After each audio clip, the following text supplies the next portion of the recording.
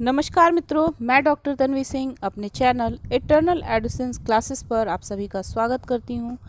आज हम लेकर आए हैं संप्रेषण यानी कम्युनिकेशन का प्रैक्टिस संख्या 2। ये सारे प्रश्न यूजीसी नेट एनटीए नेट के एग्ज़ाम में आ चुके हैं।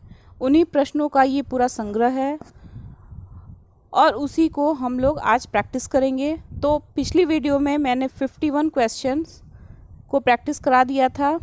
आज हम कोशिश करेंगे कि इस प्रैक्टिस सेट को ख़त्म कर दिया जाए।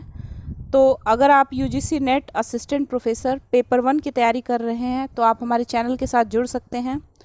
तो चलिए आज की क्लास को स्टार्ट करते हैं।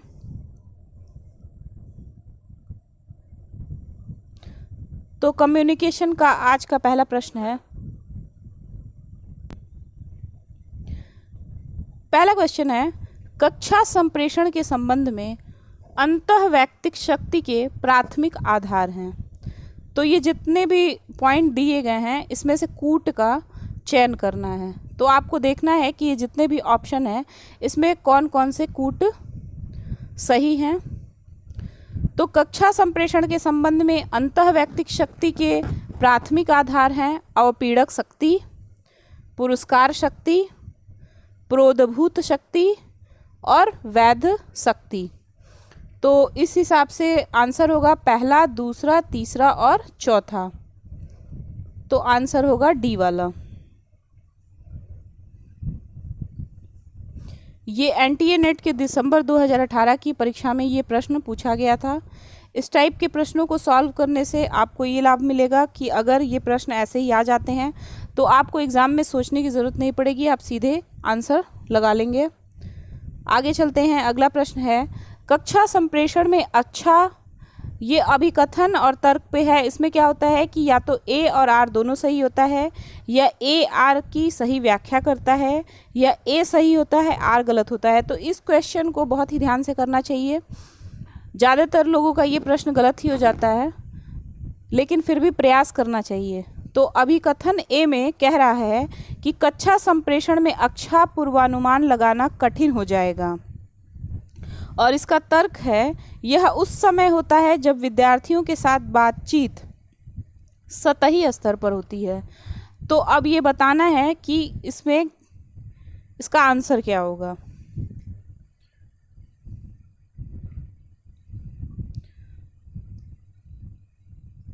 तो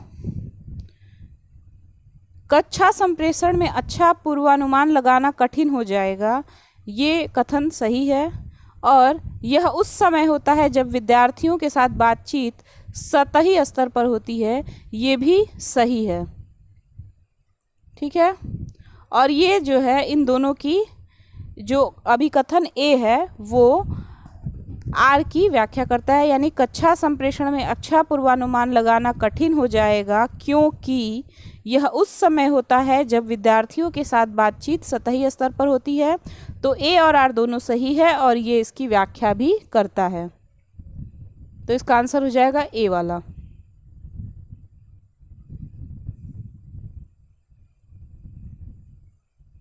अगला प्रश्न है, यह अनुमान लगाया गया है कि विद्यार्थियों द्वारा निकाला गया अर्थ शाब्दिक संप्रेषण के संबंध में अशाब्दिक संप्रेषण से अधिक होता है। तो कितना अधिक होता है ये आपको बताना है। तो इसका आंसर होगा 2/3। ये एनटीए नेट के दिसंबर 2018 में पूछा था। तो ये जितने भी प्रश्न हैं आप देख सकते हैं नीचे लिखा हुआ है कि ये कब कब आया है। तो ये सारे पूछे गए प्रश्न हैं और आपको हमारे चैनल के माध्यम से ये सारे पूछे गए प्रश्न एक साथ मिल रहे हैं, तो इसका आप लाभ उठाइए। अगला प्रश्न है, कक्षागत संप्रेषण में कुछ उद्दीपकों को स्वीकार्यता और अस्वीकार्यता के बीच विभेदन विकास आधार है। तो इसका आंसर होगा चयनात्मक ध्यान। तो कक्षागत संप्रेषण में कुछ उद्दीपकों की स्वीकार्यता और अस्वीकार्यता के बीच विभेदन विकास का जो आधार होता है वो होता है चयनात्मक ध्यान।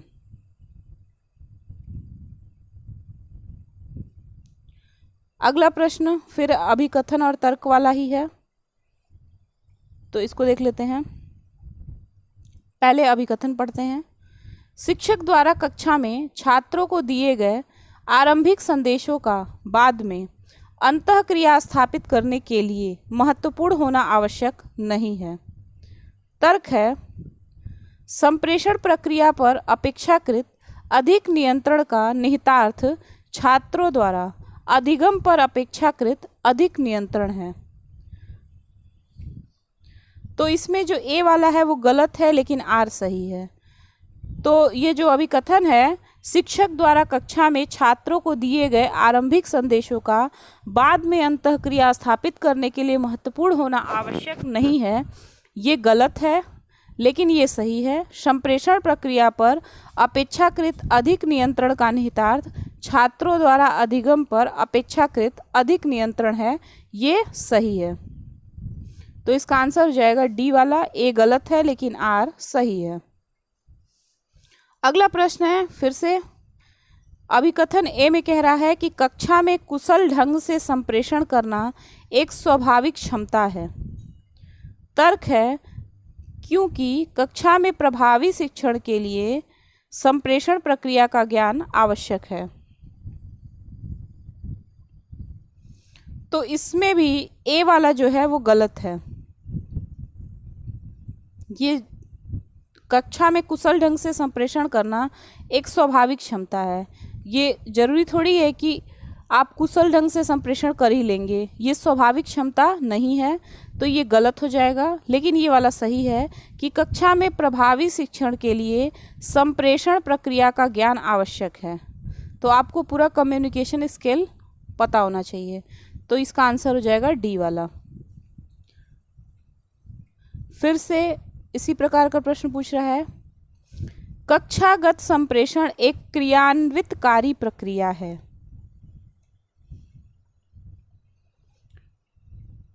और इसका तर्क है, कोई भी शिक्षक इस मान्यता के अंतर्गत कार्य नहीं करता कि छात्रों की अनुक्रियाएं सोद्देश्य होती हैं। तो इसका आंसर है ए सही है, लेकिन आर गलत है। तो ये वाला जो पॉइंट है कि कक्षा संप्रेषण एक क्रियान्वितकारी प्रक्रिया है, ये एकदम सही है, लेकिन ये तर्क जो है वो गलत है कि कोई भी शिक्षक इस मान्यता के अंतर्गत कार्य नहीं करता कि छात्रों की अनुक्रियाएं सोद्देश्य होती हैं। तो इसका आंसर सी वाला हो जाएगा। ए सही है, लेकिन आर गलत है। अगला प्रश्न है, मानव संप्रेषण प्रक्रिया के विवरण के लिए निम्नलिखित में से कौन सा कथन समुच्चय सही है। तो ये जितने भी पॉइंट दिए हुए हैं, इसमें से आपको कूट में से छांटना है कि कौन कौन सा कथन समुच्चय सही है।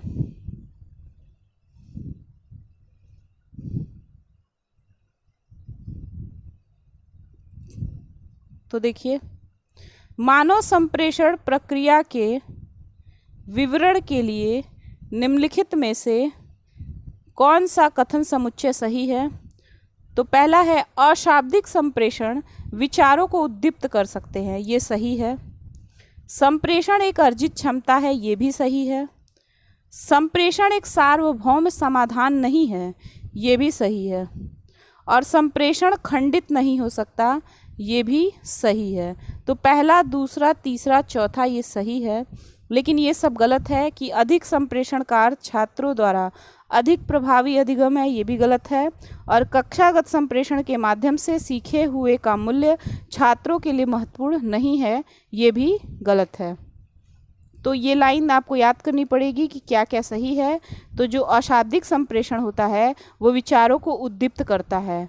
फिर संप्रेषण क्या है, एक अर्जित क्षमता है। अगर जो भी कम्युनिकेशन स्किल होता है वो आपको खुद से अर्जित करना पड़ता है, वो आपको कोई सिखा नहीं सकता है।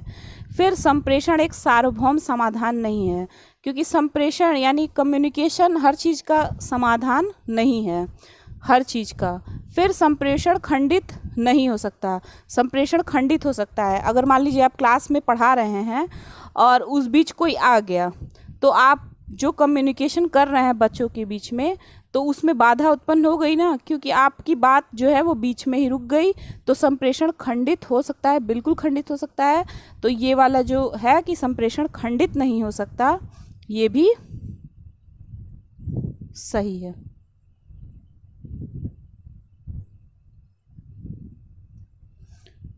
अब अगला प्रश्न है, अधिकारी से अधीनस्थ सूचना के प्रवाह को कहेंगे।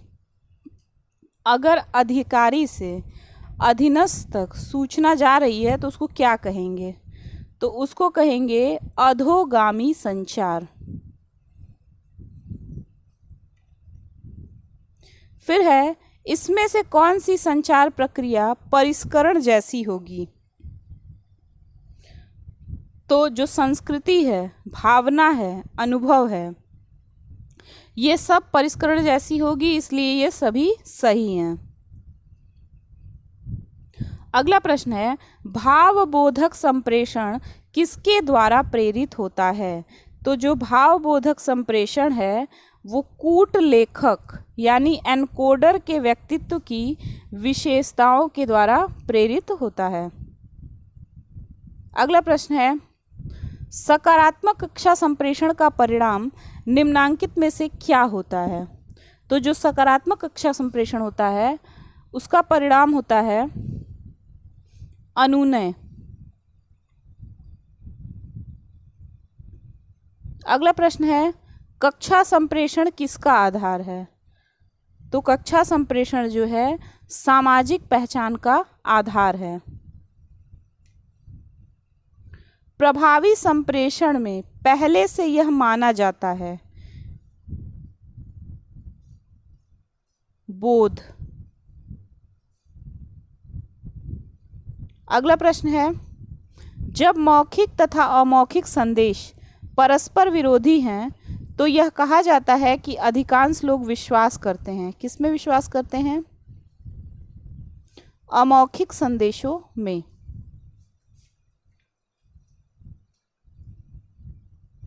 किसी सूचना समृद्ध कक्षा व्याख्यान की सामान्य विशेषता इसके किस प्रकृति के होने में होती है? तथ्यात्मक। ये यूजीसी नेट के जनवरी 2017 में पूछा गया प्रश्न था। अगला प्रश्न है, कल्पना कीजिए कि आप एक ऐसी शिक्षा संस्था में हैं जहां लोग समान परिस्थिति के हैं। ऐसी स्थिति में संप्रेषण की कौन सी पद्धति सबसे अधिक उपयुक्त है और प्रायः इस प्रसंग में काम में लाई जाती है? तो इसका आंसर होगा क्षैतिज संप्रेषण। अगला प्रश्न है, कक्षा में विद्यार्थियों को संबोधित करते समय अध्यापक द्वारा ध्यान में रखे जाने वाले महत्वपूर्ण तत्व को चिन्हित कीजिए।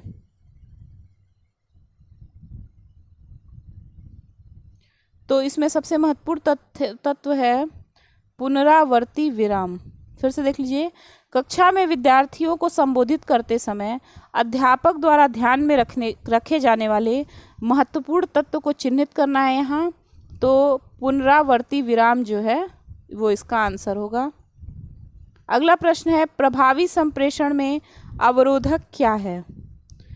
तो प्रभावी संप्रेषण में अवरोधक है नीति प्रवचन, निर्णय परक होना और सांत्वना प्रदायी टिप्पणियाँ। अगला प्रश्न है, संप्रेषण प्रतिभागियों का चयन किस कारक द्वारा प्रभावित होता है? तो इसका आंसर होगा सानिध्य, उपयोगिता, अकेलापन।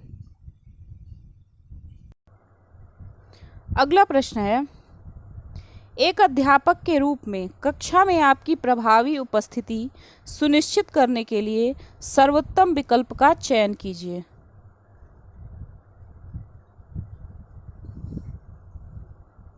तो सर्वोत्तम विकल्प होगा सुस्थापित भंगिमा का अंगीकरण। तो आप देख रहे हैं प्रश्नों की प्रकृति की बहुत कठिन है, तो इसलिए अगर आप प्रीवियस ईयर के प्रश्नों को सॉल्व करके जाएंगे और अगर ऐसे प्रश्न एग्जाम में आ जाते हैं तो आप उसको आसानी से सॉल्व कर सकते हैं। तो इस प्रश्न को एक बार फिर से देख लीजिए कि एक अध्यापक के रूप में कक्षा में आपकी प्रभावी उपस्थिति सुनिश्चित करने के लिए सर्वोत्तम विकल्प का चयन है सुस्थापित भंगिमा का अंगीकरण। ये यूजीसी नेट जुलाई 2016 में पूछा गया प्रश्न था। फिर अगला प्रश्न है, प्रत्येक संप्रेषक को किस प्रकार का अनुभव होता है? प्रत्याशित उत्तेजना इसका आंसर है। अगला प्रश्न है, विचारों के गतिशील पैटर्न की शुरुआत के लिए कक्षा संप्रेषण का केंद्रीय बिंदु के रूप में प्रयोग कहलाता है? मस्तिष्क चित्रण। फिर है अगला प्रश्न, वाणी के बजाय आवाज के पहलुओं को जाना जाता है? पराभाषा के रूप में।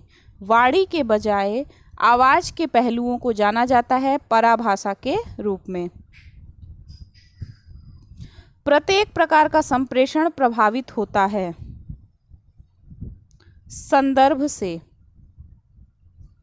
अगला प्रश्न है, कक्षा संप्रेषण के संदर्भ में मनोवृत्तियों, कार्यों एवं प्रकटन को किस रूप में समझा जाता है? तो इसका आंसर है अशाब्दिक। अगला प्रश्न है, शिक्षक छात्र संप्रेषण प्रायः होता है? तो शिक्षक छात्र संप्रेषण जो होता है प्रायः उपयोगितावादी होता है। अगला प्रश्न है, कक्षा में एक संप्रेषक का विश्वास स्तर निर्धारित होता है किस पर? नजर मिलाने से।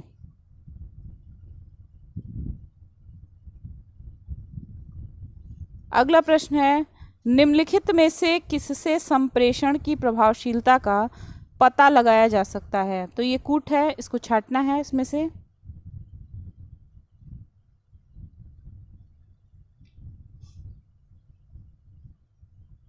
तो चलिए देख लेते हैं। अभिवृत्ति सर्वेक्षण से, कार्य निष्पादन रिकॉर्ड से और विद्यार्थियों की उपस्थिति से। फिर से देख लीजिए, निम्नलिखित में से किससे संप्रेषण की प्रभावशीलता का पता लगाया जाता है? कि संप्रेषण प्रभावशील है कि नहीं ये पता लगाया जाता है अभिवृत्ति सर्वेक्षण से, कार्य निष्पादन रिकॉर्ड से और विद्यार्थियों की उपस्थिति से। लेकिन संप्रेषण माध्यम का चयन से इससे कोई संबंध नहीं होता है। तो पहला, दूसरा, तीसरा हो जाएगा। अब फिर से हम देखेंगे अभिकथन।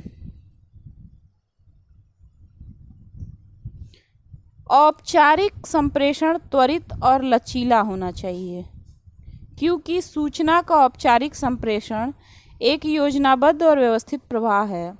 तो इसको देखना है कि इसमें क्या सही है। तो इसमें जो ए है वो असत्य है, यानी औपचारिक संप्रेषण त्वरित और लचीला होना चाहिए, ये गलत है। और आर सही है, सूचना का औपचारिक संप्रेषण एक योजनाबद्ध और व्यवस्थित प्रवाह है। तो इसका आंसर हो जाएगा ए असत्य है परंतु आर सत्य है। अब निम्नलिखित में से कौन संप्रेषण की विशेषताएं हैं? तो इसमें कौन कौन सी संप्रेषण की विशेषताएं हैं इसको छांटना है कूट से।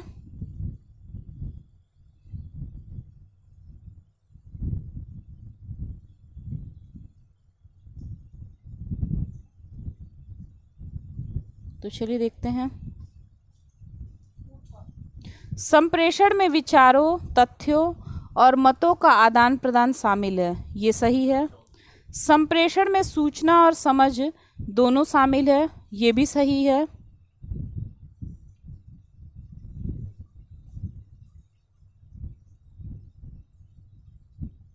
संप्रेषण एक सतत प्रक्रिया है, ये भी सही है।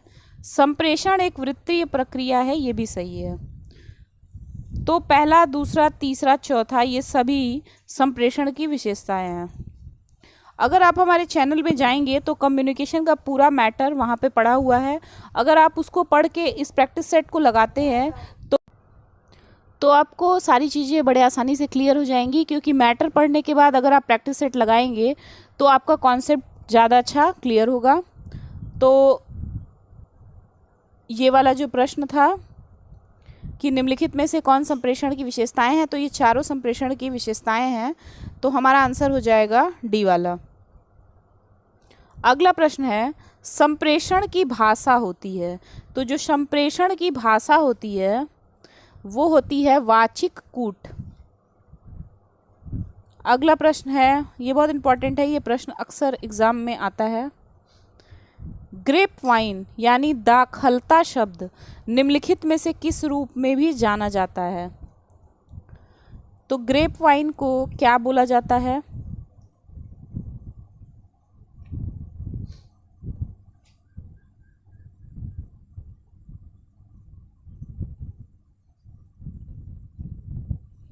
अनौपचारिक संचार। ये बहुत इंपॉर्टेंट है, ये अक्सर एग्जाम में आता है। हमने जो संप्रेषण का पूरे मैटर का वीडियो अपने चैनल पे अपलोड किया है, उसमें ग्रेप वाइन को भी अच्छे से बताया गया है। तो वहाँ से आप जाकर अपना सारा कॉन्सेप्ट क्लियर करके अगर इस प्रैक्टिस सेट को लगाएंगे तो आप एग्ज़ाम में बहुत अच्छा कर पाएंगे। तो आप ज़रूर यूजीसी नेट या असिस्टेंट प्रोफेसर के फर्स्ट पेपर का जो प्लेलिस्ट मैंने बनाया है उसमें जाकर इन मैटर्स को देख सकते हैं। तो चलिए अगला प्रश्न देखते हैं। अगला प्रश्न है, निम्नलिखित में से कौन प्रभावी संप्रेषण का सिद्धांत नहीं है? तो प्रभावी संप्रेषण का सिद्धांत कौन सा नहीं है? तो सबसे पहले हमको ये देखना चाहिए कि प्रभावी संप्रेषण का सिद्धांत इसमें से कौन कौन सा है। तो देखिए, प्रत्ययकारी और विश्वासोत्पादकता वार्ता, ये संप्रेषण का सिद्धांत है। श्रोताओं की भागीदारी होनी चाहिए, ये भी सही है। और ग्रेप वाइन रणनीतिक उपयोग, ये भी सही है। लेकिन सूचना का एक तरफा अंतरण, ये सही नहीं है। तो अगर सूचना एक तरफा होगी तो अच्छा संप्रेषण नहीं होगा, क्योंकि ये कम्युनिकेशन या संप्रेषण दोनों तरफ से अगर होता है तभी वो अच्छा माना जाता है। तो ये तो आप बड़े आसानी से इसको छाट सकते हैं। तो इसका आंसर होगा सूचना का एक तरफा अंतरण, ये संप्रेषण का सिद्धांत नहीं है। अगला प्रश्न है, संचार का वह साधन जो बहुत सारे आदाताओं को एक स्रोत से एक साथ सूचना प्रसारित करता है कहलाता है, क्या कहलाता है? जनसंचार। संचार का वह साधन जो बहुत सारे आदाताओं को एक स्रोत से एक साथ सूचना प्रसारित करता है, जनसंचार कहलाता है। इसको कभी कभार दिया रहेगा मास कम्युनिकेशन। तो ये भी एक अलग से टॉपिक ही है, इसको भी हमने अपने चैनल के माध्यम से बताया है, तो वहाँ पे जाके आप इसको डिटेल में पढ़ सकते हैं। फिर है, शिक्षक कक्षा में एक संदेश शब्दों या चित्रों में भेजता है, विद्यार्थी वास्तव में है। विद्यार्थी क्या है? डिकोडर्स। शिक्षक क्या कर रहा है? एक संदेश को शब्दों या चित्रों में भेज रहा है, तो विद्यार्थी वहाँ पे क्या है? उसको क्या करेगा? डिकोड करेगा। और शिक्षक क्या किया है? उसको एनकोड किया है। तो आप क्या कर रहे हैं यहाँ पे? विद्यार्थी यहाँ पे डिकोडर्स का काम करेगा और शिक्षक एनकोडर्स का काम करेगा। तो ये आपको ध्यान रखना है, प्रश्न को बहुत ध्यान से पढ़ना है कि पूछ क्या रहा है कि शिक्षक कक्षा में एक संदेश शब्दों या चित्रों में भेजता है, विद्यार्थी वास्तव में है। तो विद्यार्थी क्या है? डिकोडर्स है। अगला प्रश्न है, मौखिक संचार में व्यवधान आने को कहते हैं। तो अगर मौखिक संचार में व्यवधान आ रहा है तो उसको बोलते हैं एंट्रोपी। निम्नलिखित में से किस क्षेत्र में संचार के टेलीफोन मॉडल का सर्वप्रथम विकास हुआ? तो टेलीफोन मॉडल का सर्वप्रथम विकास हुआ सूचना सिद्धांत में। फिर है, एक वृत्तिक संचार में एनकोडर डिकोडर हो जाता है जब वहां हो फीडबैक। जब फीडबैक होगा, अगर वृत्तीय संचार है और उसमें एनकोडर डिकोडर हो जाएगा, कब? जब वहाँ पे फीडबैक भी होगा। तो एनकोडर क्या हो जाएगा? डिकोडर हो जाएगा। इसको भी हमने चित्र के माध्यम से अपने चैनल पे समझाया है, तो वहाँ पे जाके आप अपना ये कॉन्सेप्ट क्लियर कर सकते हैं। अगला प्रश्न है, संचार माध्यम का अपनी कार्यसिद्धि के लिए उपयोग करने वाले प्रयोक्ता को क्या कहते हैं? तो उसको कहते हैं सक्रिय श्रोता। संचार माध्यम का अपनी कार्य सिद्धि के लिए उपयोग करने वाले प्रयोक्ता को क्या कहेंगे? सक्रिय श्रोता कहेंगे। अगर आप सक्रिय रहेंगे तभी तो आपकी कार्य सिद्धि होगी। अगला प्रश्न है कि कक्षा संचार का वर्णन निम्नलिखित में से किसके द्वारा किया जा सकता है? तो कक्षा संचार का वर्णन व्याख्यान के द्वारा किया जा सकता है। अगला प्रश्न है सैद्धांतिक कोड हमारे सामूहिक को आकार प्रदान करते हैं। यहाँ पे रिक्त स्थान की पूर्ति करनी है, तो इसका आंसर होगा अवबोधन। तो सैद्धांतिक कोड हमारे सामूहिक अवबोधन को आकार प्रदान करते हैं। ये यूजीसी नेट दिसंबर 2013 की परीक्षा में पूछा गया प्रश्न था। संप्रेषण में मिथकों में शक्ति होती है, परंतु वे उन्हें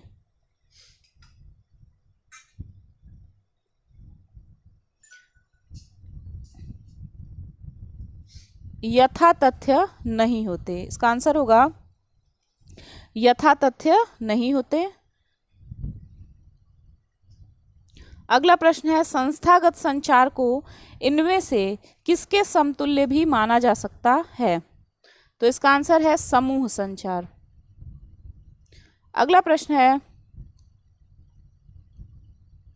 संप्रेषण प्रक्रिया में निम्नलिखित में से कौन सा काल क्रमानुसार है? तो सबसे पहले संप्रेषक होता है, फिर संदेश होता है, फिर माध्यम होता है, फिर रिसीवर होता है, फिर प्रभाव होता है। नए माध्यम जैसे कि कंप्यूटर, टेली शॉपिंग, इंटरनेट और मोबाइल टेलीफोनी के माध्यम से संप्रेषण को कहते हैं अन्योन्य क्रिया संप्रेषण। अगला प्रश्न है किसी शिक्षक का कक्षा में संप्रेषण किस सिद्धांत पर आश्रित होता है? तो ये एजुटेनमेंट पर आश्रित होता है। शिक्षक जब अपने विद्यार्थी के साथ संप्रेषण करता है तो महत्वपूर्ण होता है, क्या महत्वपूर्ण होता है? तदनुभूति। टेलीफोन निम्नलिखित में से किसका एक उदाहरण है? तो टेलीफोन जो है रेखीय संचार का उदाहरण है। अगला प्रश्न है ग्रेप वाइन संचार के साधन होते हैं। ग्रेप वाइन संचार के साधन होते हैं किसके? अनौपचारिक। पिछली भी एक प्रश्न में इसका वर्णन हुआ है, ये बहुत इंपॉर्टेंट है, इसको आप लोग याद कर लीजिएगा। अंतर्राष्ट्रीय स्तर पर संचार से जुड़े मुद्दों की चर्चा किसके द्वारा की जाती है? यूनेस्को के द्वारा। टीवी श्रोताओं द्वारा प्रयुक्त रेफरेंशियल फ्रेमिंग संचार माध्यमों को किससे जोड़ता है? यथार्थता से। किसी कक्षा में संप्रेषित ज्ञान को निम्नलिखित में से क्या माना जाता है? तो इसका आंसर होगा सांस्कृतिक निवेश। कक्षा संचार को सामान्यतः क्या माना जाता है? तो कक्षा संचार को सामान्यतः संज्ञानात्मक माना जाता है। अगला प्रश्न है बहुत इंपॉर्टेंट है, ये एग्जाम में बहुत बार आता है कि अंग्रेजी शब्द कम्युनिकेशन किन शब्दों की उत्पत्ति से बना है? तो इसका आंसर होगा कम्युनिश और कम्युनिकेयर। अगला प्रश्न है आत्माओं और पूर्वजों से बातचीत करने को कहते हैं, तो इसको ट्रांसपर्सनल कम्युनिकेशन कहते हैं।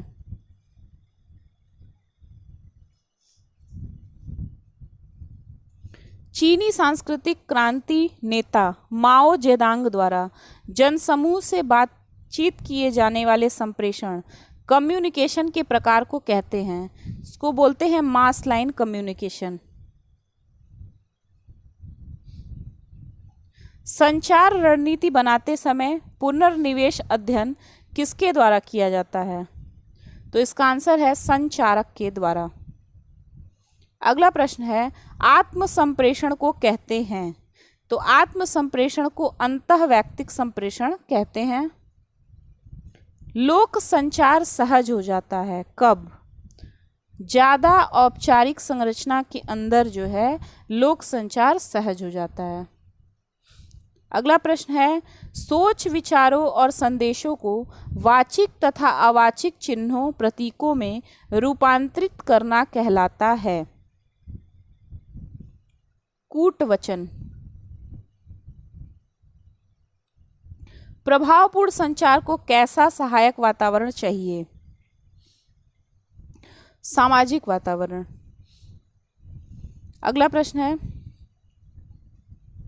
संचार की प्रक्रिया से संज्ञानात्मक आंकड़े के प्रेषण में मुख्य रुकावट होती है। कूटबद्ध करने की योग्यता। अगला प्रश्न है, प्रेषित होने पर सांस्थानिक रूढ़िबद्ध धारणाएं बन जाती हैं। प्रेषित होने पर सांस्थानिक रूढ़िबद्ध धारणाएं बन जाती हैं। कारण। फिर अगला प्रश्न है, जन संचार में चयनात्मक अवबोधन प्रापक की किस पर निर्भर करता है? रिक्त स्थान की पूर्ति करना है यहाँ पे, तो ये प्रापक की प्रवणता पर निर्भर करता है। तो जन संचार में चयनात्मक अवबोधन प्रापक की प्रवणता पर निर्भर करता है।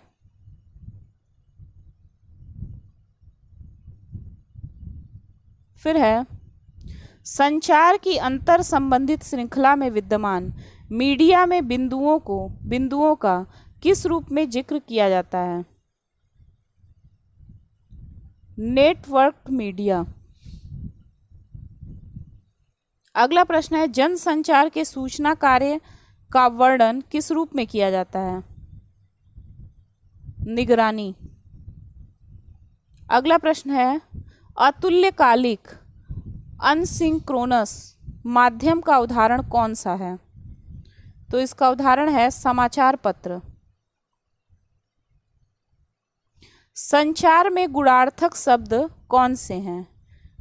सांस्कृतिक। संदेश के नीचे संदेश को क्या नाम दिया जाता है? तो संदेश के नीचे संदेश को उपग्रंथ नाम दिया जाता है। अगला है, अनुरूप जनसंचार में कहानियां स्थैतिक होती हैं। अगला प्रश्न है, उपदेशात्मक संचार है। अंतर्वैयक्तिक। संचार में भाषा है। मौखिक कूट। अगला प्रश्न है, निम्नलिखित में से सही क्रम की पहचान कीजिए। तो सही क्रम है, स्रोत होगा, फिर संदेश होगा, फिर माध्यम होगा, फिर संदेशग्राही होगा। अगला प्रश्न है बहुत इंपॉर्टेंट, आकाशवाणी किस वर्ष में प्रसारण को नाम दिया गया? आकाशवाणी को किस वर्ष में प्रसारण नाम दिया गया? तो इसका आंसर होगा 1956। निम्नलिखित में से संचार के अंतर्गत कौन सा संदेश ग्रहण करने में प्रमुख अवरोधक है? श्रोताओं का दृष्टिकोण। अमौखिक संचार का कालानुक्रम होता है। तो अमौखिक संचार का कालानुक्रम होगा संकेत, प्रतीक, कूट, रंग। अगला प्रश्न है, संचार के साथ निम्नलिखित में से कौन सा कथन संबंधित नहीं है? तो संचार के साथ संदेश माध्यम है, ये संबंधित है। विश्व एक इलेक्ट्रॉनिक ककून है, ये भी सही है। सूचना शक्ति है, ये भी सही है। लेकिन टेलीपैथी प्रौद्योगिकी है, ये सही नहीं है। तो इसका आंसर ये वाला हो जाएगा। संचार वृत्ताकार हो जाता है जब, कब? डिकोडर एनकोडर बन जाता है। इंटरनेट पर संचार बातचीत है। समानांतर संचार। भारत में मोबाइल फोन की सेवा प्रथम बार देने वाली कंपनी थी। बीपीएल।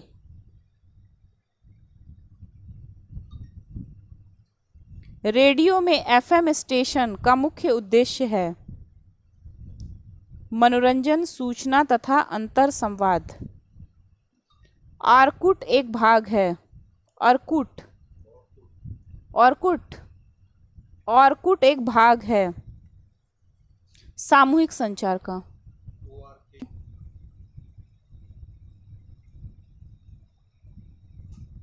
अगला प्रश्न है, सामुदायिक रेडियो एक प्रकार की वह सेवा है जो रुचि पैदा करती है, किसके लिए?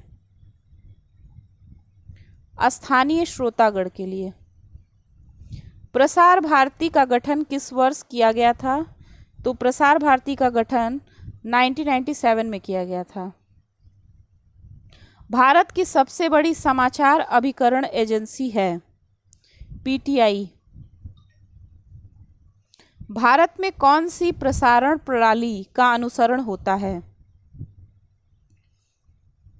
पीएएल।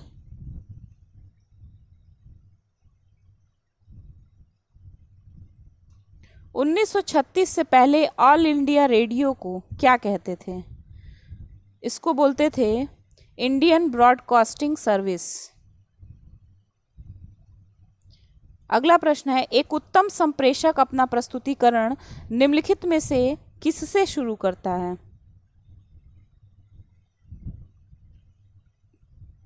इसका आंसर होगा जटिल प्रश्न से। अगला प्रश्न है, वीडियो कॉन्फ्रेंसिंग को निम्न प्रकार के संचार में वर्गीकृत किया जा सकता है। दृश्य, श्रव्य, दो तरफा। अगला प्रश्न है, एमसी राष्ट्रीय पत्रकारिता एवं संचार विश्वविद्यालय कहाँ पर स्थित है? तो ये भोपाल में स्थित है। अगला प्रश्न है, कक्षा में विद्यार्थियों द्वारा संदेश ग्रहण पर प्रतिकूल प्रभाव डालने वाले आंतरिक एवं बाह्य कारकों को क्या कहा जाता है? इसको शोर कहा जाता है। अगला प्रश्न है, कक्षा में अध्यापक निम्नलिखित में से किस पर तत्काल नियंत्रण रखता है? तो इसका आंसर है स्वयं संप्रेषण की चयन पद्धतियां और संदेश पर। फिर अगला प्रश्न है, कक्षा की स्थिति में संप्रेषित शब्दों में क्या होता है? तो इसमें होता है शक्ति, संरचना और परंपरा। अगला प्रश्न है, अच्छे कक्षा संप्रेषक के रूप में आपसे अपेक्षा की जाती है कि आप अपने कलात्मक विराम को समझें। अगला प्रश्न है, निम्नलिखित में से कक्षा में भाषेतर संप्रेषण के घटकों को चिन्हित कीजिए। तो इसका आंसर होगा मौखिक अभिव्यक्ति, अंग गति संवेदन और वैयक्तिक देश स्पेश। मौखिक अभिव्यक्ति, अंग गति संवेदन और वैयक्तिक देश यानी स्पेस। अगला प्रश्न है, निम्नलिखित में से कौन से प्रभावी श्रवण के मूल कारक हैं? विचारों को स्वीकार करना, विमर्श और मुक्त प्रश्न पूछना। अगला प्रश्न है, डीटीएच सेवा का आरंभ निम्न वर्ष में हुआ था। तो डीटीएच सेवा का आरंभ 2004 में हुआ था। राष्ट्रीय प्रेस दिवस मनाया जाता है। राष्ट्रीय प्रेस दिवस 16 नवंबर को मनाया जाता है। प्रेस काउंसिल ऑफ इंडिया के कुल सदस्य होते हैं 28। भारत की प्रेस परिषद कहाँ स्थित है? तो भारत की प्रेस परिषद दिल्ली में स्थित है। किसी संदेश का फीडबैक किससे किया जाता है? सैटेलाइट से। संप्रेषण की युक्ति प्रचार करने से पहले सूचना एकत्र करना क्या कहलाता है? अभिमत।